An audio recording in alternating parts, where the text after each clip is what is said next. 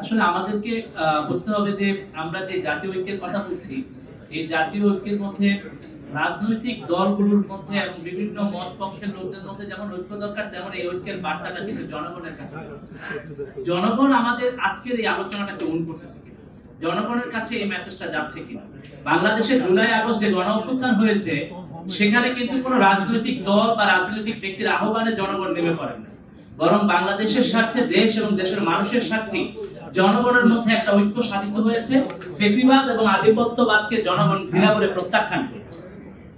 সেটার জন্য কিন্তু আলাদা করে কোনো রাজনৈতিক দলের কনসেন্ট লাগে, বরং প্রত্যেকটি মানুষ তার নিজ নিজ জায়গা থেকে দেশপ্রেমে উদ্বুদ্ধ হয়ে রাজপথে নেমে জীবন দিতে মানে তার প্রস্তুত ছিল, এবং আমরা তা দেখেছি।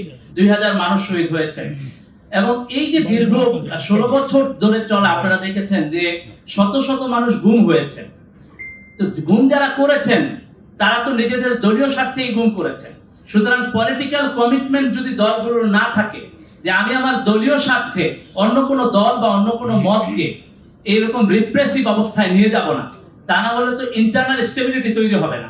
নাগরিক তার রাষ্ট্রের কাছে কিংবা রাজনৈতিক দলের কাছে নিরাপদ ফিল করবেন না, এবং তাই তো ঘটেছে। বাংলাদেশের নাগরিক রাজনৈতিক দলের কাছে নিরাপদ ফিল করতে পারছেন না।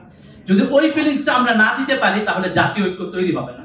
সেই জন্য আজকে এখানে যারা আছেন, আমার অনুরোধ থাকবে আমরা যেন আমাদের বাংলাদেশের নাগরিকদেরকে আগে ইন্টারনাল তার সিকিউরিটি, তার যে সেফটি, এই ফিলিংসটা দিতে পারি। তবেই কেবল দেশের স্বার্থে রাজনৈতিক দল, মত, পথ, বিভিন্ন পর্যায়ের মানুষজন এক হয়ে যাবেন, এবং যিনি ডাকেন না কেন তার তাকে এক হবেন, যখন দেখবেন যে তার অধিকারের প্রশ্নে বাংলাদেশের প্রত্যেকটা পার্টি এক হয়ে দাঁড়িয়ে আছেন।